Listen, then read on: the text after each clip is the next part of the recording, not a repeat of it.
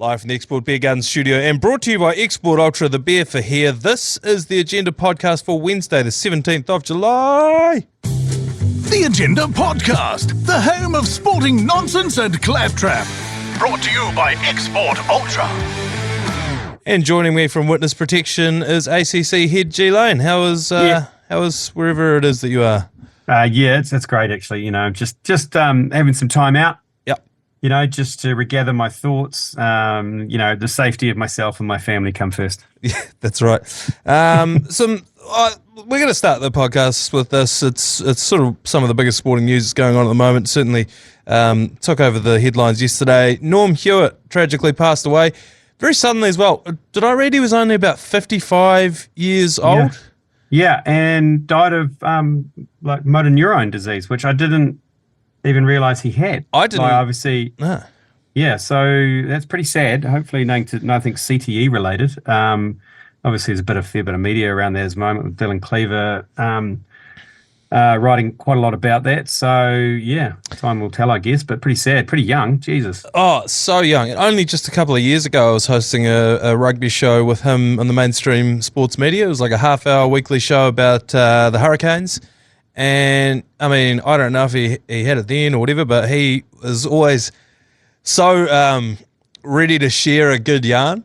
Like you could see his eyes light up when you'd triggered a memory from his playing days, and then he'd light up and be like, oh, it reminds me of this, blah, blah, blah. So I always really looked forward to hosting that show with him, and I was always just trying to constantly bait a couple of stories out from him because, you know, he wouldn't remember them just to tell you, but if you managed to just get that little spark in his eyes and he'd light up and be like, oh, that reminds me of this one time we were on tour. Like, here we go.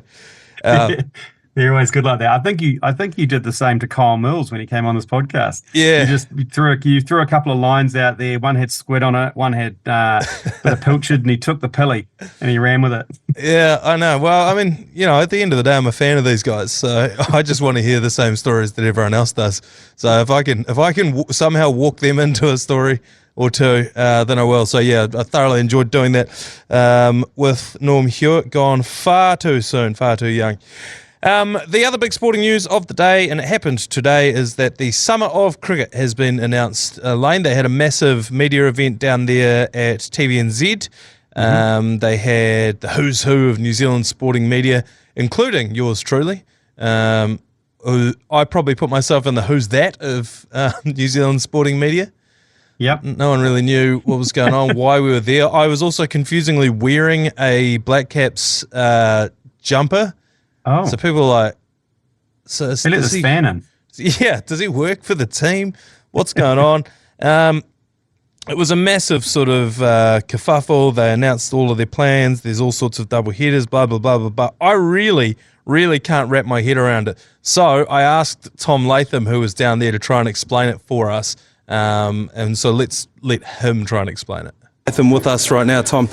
I got the schedule obviously ahead of time. I was trying to figure out the whole heading over to Pakistan thing. How does that work? So you're playing England, then you bugger off to Pakistan, you play a couple of games over there, then you come back. How does that work? Yeah, so I think it's England and then Sri Lanka come here, and then we go to Pakistan for that Champions Trophy, and then both teams come back, or Pakistan come back here later on in the summer to finish. So it's a pretty busy summer, which is exciting as cricketers. You want to play as much cricket as possible, and hopefully we can get plenty of crowds there and have plenty of support like we usually do. Now for the hard-hitting questions. You're walking through Rebel Sport, you pick up a cricket bat. What's the immediate shadow batting shot that you play when you pick up the bat?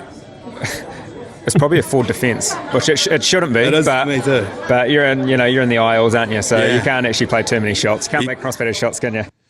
So yeah, he goes the forward defensive. Does Tom Latham when he picks it up? Yeah, I'm a flick off the pads. Oh, really? Yeah. I'm just a flick, just through mid-wicket. I'm a forward defensive as well, and I was just saying, I said to Tom after that as well. I could just call him Tom. Either that or I'll sit back on one, a late cut.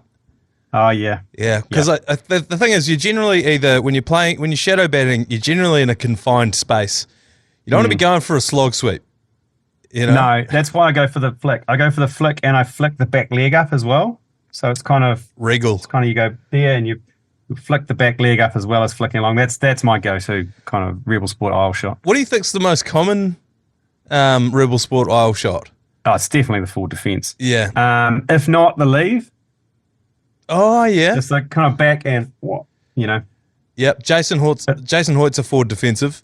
He'll go front prawn, and then he'll just go, waiting, no run there. He never takes the run. He's never taken a run. He takes the fucking run. He's never taken the run. So the schedule, it's an interesting one, isn't it? Because they obviously announced the English Test Series very early for reasons other than they wanted to give English fans a chance to book, which is odd. I thought New Zealand fans would have come first, but they'd been confirmed a few months ago. They're happening November, December. Then there's quite a decent, not a massive gap, a 10-day gap from the last. And that, by the way, those tests are the only tests we play this summer. I hadn't noticed that. Yeah, so Christchurch, Wellington, Hamilton against England. Test match cricket for New Zealand is over come Wednesday, the 18th of December. Yeah. And then 10 days later. It looks like we lost G Lane for a second, but while we have lost him, I talked to Gary Stead about those test matches and how interesting it is and how excited he is that there's going to be 3 of them. Well, we're very lucky to have Coach Gary Stead here with us. Obviously, we've just had the full schedule announced. How excited are you for a 3-test series against England? Look, it's been a while since we've played 3 test series, and I think to play England is always great. We had 2 years ago had an amazing 1-all series win with an incredible test match at the Basin Reserve to make that 1-all. Yeah. And so hopefully we can win all 3, but we're in a situation that if it is tied at 1-all, we get to get a decider. And I'm pretty excited about that too. What I can't understand, Lane, maybe you can explain, is the Black Caps in Pakistan, the championship aspect of that. Yes, so interesting there that Gary Stead described the 1-all draw as a victory. Yeah. The 1-all series victory. No, see what happens once Sri Lanka finished their last ODI on Saturday, the 11th of January at Eden Park. New Zealand then kind of head off. No, there's a couple of weeks off, and I think they get to play a bit of Super Smash. But all of February, it's all happening in Pakistan. We have a warm-up ODI tri-series in Pakistan for a week. And then from the 19th of February to the 9th of March, there is the Champions Trophy. Now, the Champions Trophy is a 50-over competition that sits in between World Cups. They haven't done it for a while, have they? No, they haven't done it for a very long time, but it is the only silverware alongside the World Test Championship that we have. Remember, we won it in Zimbabwe. Chris Cairns famously won us the game over there. So that was our first ever bit of international silverware, followed up by the World Test Championship. So it does leave quite a significant gap from the 11th of January. This is Black Caps. From the 11th of Jan, there's not another Black Caps game at home until the 16th of March. Yeah, far out. And where are they being played? That's a long time. They're being played in Pakistan. Yes, yep. Yeah, the Champions Trophy is in Pakistan. So that'd be interesting as well. There'll be a lot of pressure on the Pakistani cricket board to make sure that goes smoothly. Yeah. Because I imagine if any issues before that, it'll just get moved to UAE again. Yeah, and so then after that, so the Champions Trophy, who plays in that, by the way? There's only like... Everyone. Oh, everyone? Yeah, not everyone. I think there's no qualifying tournament like in the T20. Right. I believe it's probably the top 8 teams just go play the Champions Trophy. Yeah. It is ODIs as well, so it's not as compact as the T20 tournament. Yeah. It hasn't been around for a while. I can't remember the last time there was a Champions Trophy, but yeah. That's back in Pakistan. Good to have a warm-up over there as well for us. Yeah, I think the last time it was held was somewhere around 2014, 2015. Then there was the World Cup. Then there was, I think it was like a COVID-affected thing, and now it's only that we're getting around to it now. The awkward part is, so we're playing Pakistan in Pakistan. We then get on the same flight as them back to New Zealand to play each other again. Yeah, yes. Is the answer to that. There'll be a fight for business class on the way back, because once that tournament's over on the 9th of March, there is a T20 in Christchurch on the 16th of March. So bit of a 7-day, 1-week turnaround between the end of that tournament and Pakistan, heading to New Zealand for 5 T20s and 3 ODIs. So, yeah, it's quite a bit of a truncated summer, if I'm honest. But the good news is, for real cricket heads, and the BYC guys will be pleased about this, that February window leaves a window for the Super Smash and international players who aren't involved in the Champions Trophy to all get stuck into Super Smash as well. So that'd be actually quite good for the domestic competition. That Pakistan tour as well, when they come back at the end of March, they're all double headers. So the White Ferns will play beforehand on the same ticket. And because they're all on TVNZ, they're going to go White Ferns, News, Black Caps, which I think is just a tremendous way to run that. I mean, it's going to piss you off if you're into Tipping Point or the Chase. You're probably going to miss it's going to piss you off if you're... It's going to piss you off if you're a boomer, because because there's no doubt they're going to shorten the news to half an hour, and they hate nothing more than because the only other time they shorten the news is when the Black Clash is on, and then they have to deal with us commentating, and it just blows their mind. So they've got actually a few of these. There's the last T20s again. All 5 T20s are going to be double headers. They're in Christchurch, Dunedin, Auckland, Tauranga, and Wellington.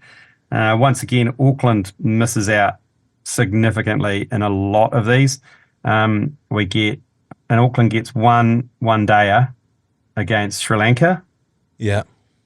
And 1 T20 against Pakistan. How we don't have a test venue in the biggest city in the country is outrageous. It's crazy.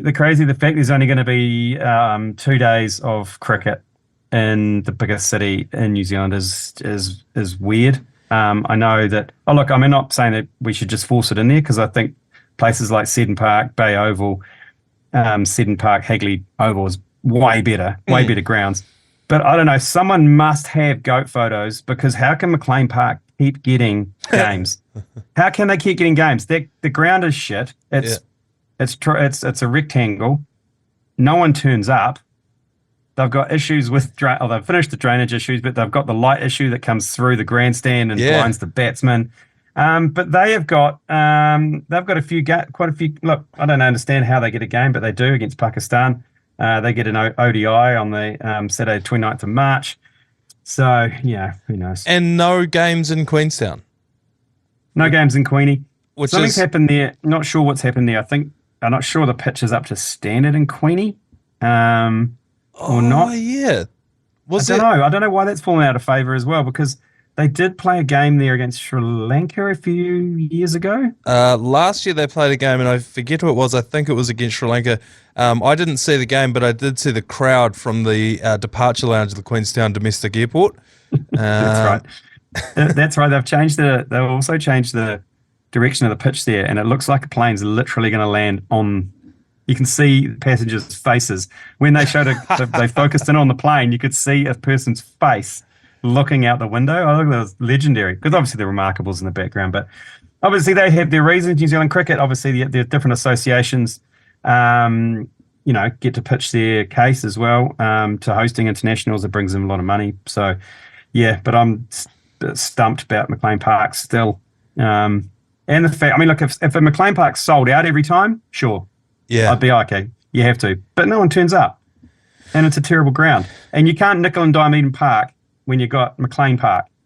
Yeah, 100%, with way less capacity. But anyway, the jewel in the crown for this summer of cricket is definitely that English series. Thursday, the 28th of November is the first one. That's at Hagley Oval. Then they go to the Basin Reserve. I love a test series in New Zealand. Really signals the start of summer. It's good to really sink your teeth into as well. And obviously we all remember how good that 1-all series victory was. Absolutely. There's White Ferns games all summer as well. I think they play Aussie and they play Sri Lanka, and then they play Aussie again at the end of the summer. So yeah, they're in for a tough ride against those Aussies as well. They've got 3 ODIs and then 3 T20s at the end of summer. Yeah. So that'll be a challenge as well. So the ODIs, it's the Rose Bowl between the White Ferns and Australia. All 3 of those are going to be played at the Basin Reserve, which I quite like as an idea. You know, just the back-to-back-to-back. Who's the better team over 3 games? I think they would admit that it's going to be a mammoth task to try and beat Australia at a game of cricket at the moment. Yeah. But always fun and always one to get up for. So that is the schedule out. It'll be on all socials everywhere across the day today. So if you haven't seen it already, go and check our socials, check New Zealand Cricket socials. Try and find a PDF of it and print it out, because it's not going to make sense to you when you first read it. It hasn't to me. Yeah. So you're going to need it on your desk at work, I think. Because just note, there's going to be no cricket from mid-January to mid-March in New Zealand. Yeah. So, you can take a good holiday and just watch some international cricket from overseas. Yeah, and don't come crying to us when that break happens as well. A little bit of a different structure to the podcast today, because at the end we're going to be talking to Tom Birmingham from the Hello Sport podcast. They've made an incredible pledge to support Mitch Barnett, who missed the birth of his second child. So if you want to, you can scrub ahead to that. Right now, though, we're going to take a quick break. When we come back, we're going to get to your feedback on yours, please. Yours, please. Brought to you by Leader, home of the lasagna topper. 4 of them to get through today, Lane, a couple of them inaudible, and I really wanted to, address this on the podcast today, because this is becoming increasingly a problem. And so I'd like, for your listening pleasure, to play you just a sample of one of the better quality yours pleases that we've been getting recently, but still almost inaudible. So without any further ado, caller, yours, please. Yeah, g'day. Imagine if ACC had special guest commentators. How good would Kieran Reid be on a Saturday night? He's probably busy in the corporate box, sitting up in the stands with you lot. Imagine him on the radio, up on the 1s and 2s, chatting away. How good would that be? How good? Right. I think I could kind of get the gist of it. Was it we should have guest commentators and Kieran Reid would be good? Yes, that's exactly what he was saying. But it's not. Yes, that is what he said. But how he said it was, he hit the voicemail function, bottom right-hand corner of his iHeartRadio app, and then just chucked it in the coffee holder of his forklift and went about his day. It was ridiculous. We get about 3 or 4 of these a day. Just have a look at where your environment is. Like, maybe wait till you can get into the smoko room before you send these in. But the point stands. We've had people on before. No, we have. We've actually. Kieran Reid actually commentated a one day with us at Eden Park. Yeah, and we presented him with his ACC jacket. We had to. At the time, he was very recently retired, so he was still quite large. Yeah, I don't think it fits him anymore because he's trimmed down quite a bit. But he's got his honorary ACC jacket. He spent a whole day with us in the commentary box up in Eden Park. We caused a bit of a stir actually, because we were in the Botham's box, which is in that level 5 corporate area, and they've got a dress code there. You can't wear open-toed shoes. Yeah, and he had his wife with him, and she had like $300 Birkenstock sandals on. I remember this. And then they go, no, she can't come in. We were like, no, you're good. And we just piled her into the lift, and they chased us up the stairs, and then we like a huddle, almost like the Secret Service around Donald Trump. We were like that around Kieran Reid's wife. We got her in there, and then we hit her in the seats out the front. And they came out, and they said to me, she can't be in here. I was like, mate, you go tell Kieran Reid that. He's just there. You tell him it's not my wife. And they go, okay, look, okay, this one time she came in. They're like, you pussies. You absolute cowards. Yeah, I don't mind it. I think the problem we have is we struggle enough to get enough commentators together just to do a commentary ourselves. You pile on top of that trying to get someone in, a professional athlete. Yes. The other thing is it becomes glaringly obvious. I mean, obviously nobody comes to us for in-depth analysis, but when you have someone on who actually knows a bit about the sport, it becomes glaringly obvious how little we know, and it actually becomes quite a tough listen, doesn't it? Yeah, and they start saying stuff, and I remember we had someone on, I think it was when the cricketers used to pop into the caravan in the early days. Willie Nichols used to bring them around to the caravan, and they'd spend 10 minutes in there, and the look on someone like Lee Hart's face when they started talking about the game plan and how the pitch was playing and the back-length deliveries and about, working, and he was just like, you could see his just glaze over, and it was like you could see the whites of his eyes like a lizard because he actually had no idea what was going on. And yes, it did expose us, and you'd have people like Jason Hoyt who would just agree and go, yes, Yes, exactly. Yeah, Nathan, I agree absolutely. Got no idea what he's saying. Yeah. And then the rest of us going, Jesus Christ, I didn't even know that was happening in that game. I didn't even know that was an issue. I didn't even know the pitch was an issue. I didn't know the conditions were totally sweet. I had no idea what the pitch was like. So you're right. It does expose some rather weak foundations that we have within the commentary if we bring someone on who actually knows what they're talking about. Yeah, well, it's even like the video, I recorded a video this morning when I was talking to Tom Latham that'll probably never see the light of day. And I asked him, when I look at this schedule, I look at the game on New Year's Eve and I think, man, it sucks to work when all your mates are just on holiday and on the piss. And I was like, does that suck for you as well? And he goes, yeah, I don't play T20s, so it's not going to be too big an issue for me. I was like, oh, yeah, true. Oh, you walked into that one. I know. I was like, oh, okay. Well, I'll delete that footage then. So I was on. You should have doubled down and gone, well, why are you here then? Yeah. So this is, yeah. So why'd they put you up if you don't play T20? It's the only one anyone watches. So we're not going to sit around and watch you play cricket for 5 days. Yeah, just completely double down and then just go, oh, so is that all yours, please? Just the one inaudible one? No. So all four of them were like that? No, you've just cut out for a little bit there. You're back now. It's like you've sent in one from your forklift on yours, please. No, we got 3 more here. So another caller here. Yours, please. Fellas, just listening to the podcast and old mate mentioned Lee Hart on the jet skis. Anyone else getting Kenny Powers kind of vibes from that? Yeah, and so glad that the Europes are over now. Because you guys can stop talking about fucking soccer. God, you've been banging on about it. Righto, hooroo. You can't please these people, can you, Lane? Oh, my God. Like, not enough round ball, not enough Europes, too much Europes, not enough round ball. He started off well. I agree. Lee Hart on the panty dropper, the Kenny Powers jet ski is an image I won't get out of my head in a hurry. I'm picturing, I don't know if you've seen the photo of Jay-Z on his jet ski. He's got a helmet and glasses on, and he looks like an insect on that. The other great jet ski scene is off Tiger King. And you remember that the guy who owned the pet store? Yes. That's one of the greats as well. There's just something about an overweight American on a jet ski that just does it for me. It is powerful, yeah. Apparently Lee Hart's, someone sent in a voicemail that they'd sold Lee Hart a jet ski 3 years ago, haven't seen it back in for a service since. It's like, yeah, how much of a service does a jet ski need, really?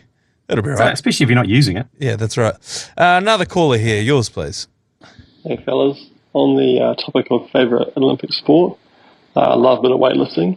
Love watching some massive cunts and little cunts, to be fair, pushing some pretty massive amounts of tin.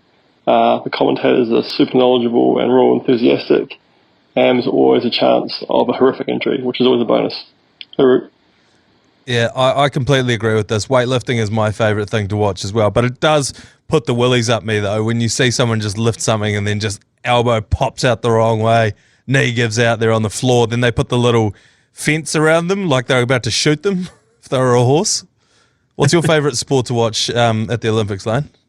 Oh, I do like a bit of jeopardy. That the weightlifting is good because, like you're saying, there's a chance of a horrific injury. But I also like the fact they film the moments before with their coach out the back, and there's different methods of firing them up, like slapping in the face, to just screaming at them, to like a massive slap on the. Well, unfortunately, it seems like we've lost G Lane entirely, which some would say is for the best. So what we're going to do here is take one last quick break. When we come back, we're going to be joined by Tom Birmingham from the Hello Sports podcast. Well, it is a great pleasure to welcome our dear friend from across the ditch from the Hello Sport podcast, Tom Birmingham. G'day, Tom. How are you getting on this afternoon, mate? Very, very well, fellas. Thanks for having us. How are you guys doing? Yeah, we're doing very, very well. Thanks, mate. State of Origin tonight, obviously. You're a proud New South Welshman over there, and I see that it's caught your eye that our beloved Mitch Barnett has actually missed the birth of his second son just to hold pads at training across the ditch. This caught your eye, didn't it? Oh, absolutely it did. We're calling him Mana Mitch from across the ditch. And also, we are New South Welshmen, but myself and Eddie, who's my co-host on the show, both half Kiwi. So I just feel like mentioning that off the top, maybe just to ingratiate ourselves further with your audience. Yep. Look, it was made apparent to us after Mitch got selected in the second game that he missed the birth of his child, and we were like, oh, obviously that's incredible. But then as the story developed, it was like his kid's been born for a couple of weeks. He missed the birth of his second child to literally come and train with the boys, not on game day, not 18th man, just to hold pads, run through some plays. And I just think that's New South Wales spirit through and through. Well, I've thought this from the moment that he got named into the squad. I was like, Mitch Barnett is a state of origin player. You know, he's got all of the things. I think he's raised on a dairy farm out in rural New South Wales. I couldn't tell you where. And I was like, that is the kind of man that you need in your forward pack. And I think you and Eddie came up with a plan to reward him in some way for that.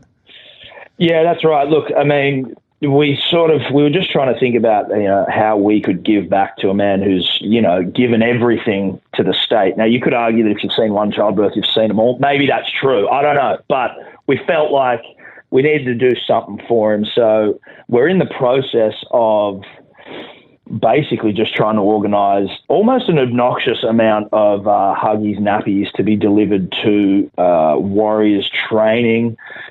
Basically just a way to say thanks. See what we can do to maybe just ease the strain at home. Having a couple of kids myself, nappies and wipes are a commodity. So we sort of feel like that we'll do our part. Am I right in thinking, if I got the maths right on this, I think the metric was it was tackles times meters run plus a fuckload? Correct. Now, it's not exactly an exact science necessarily, but tackles times meters times a fuckload is the metric we're going off. So it'll be interesting to see how that shakes out after tonight. Yeah, it's going to entirely depend on how many minutes he gets, and also what exactly a fuckload is. I know you got Jacko on from the Warriors to help facilitate a little bit of the logistics. He mentioned, why don't you just give him the money and then he could buy the stuff himself? I don't think that's the spirit of what you're trying to do here. I think it's about, obviously as a good half Kiwi yourself, it's about the koha. It's about the gift and the act of gift giving. And so I think in that spirit, how far along the road are you with this? Do you need a hand? We've got a ute. I mean, it's got fuck all storage in the back of it, but we've got straps and stuff. Do you need someone to pick it up at customs and take it to the training facility?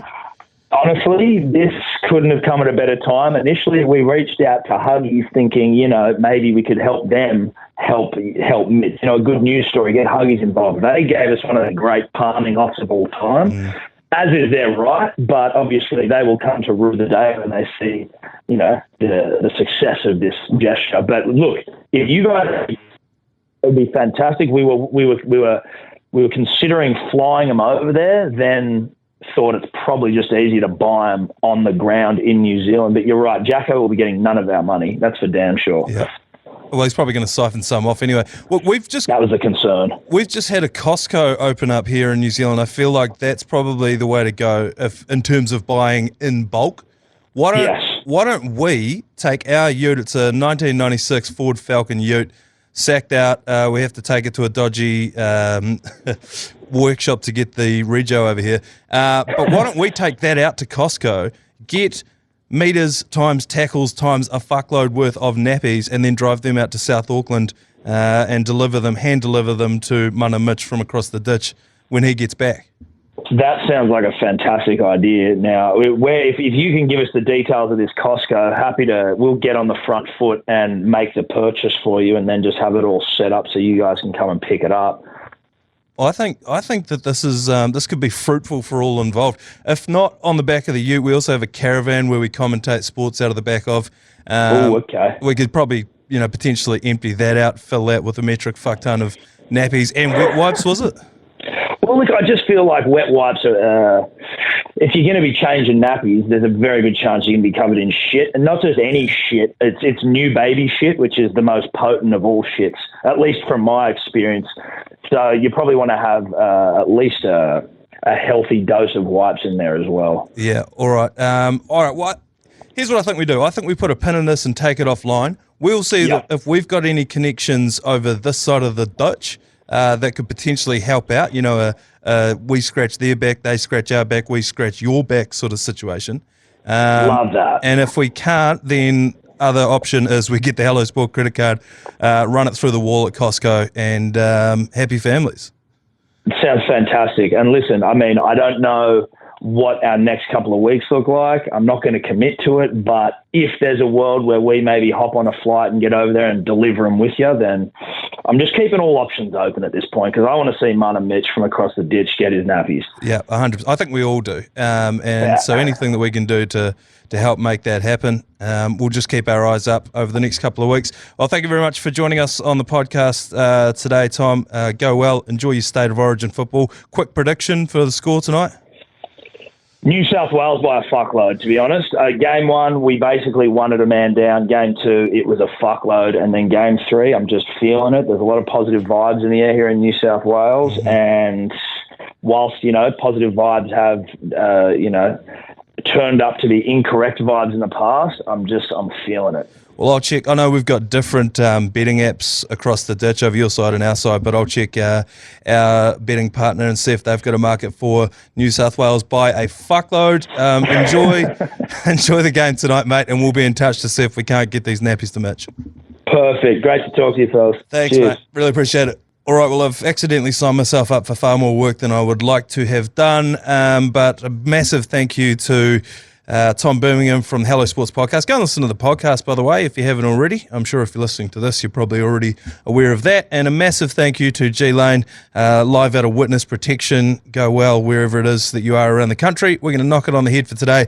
We'll be back tomorrow for another episode of the Agenda Podcast. You've been listening to the ACC's Agenda Podcast, brought to you by Export Ultra. For more episodes, like and follow on iHeartRadio or wherever you get your podcasts.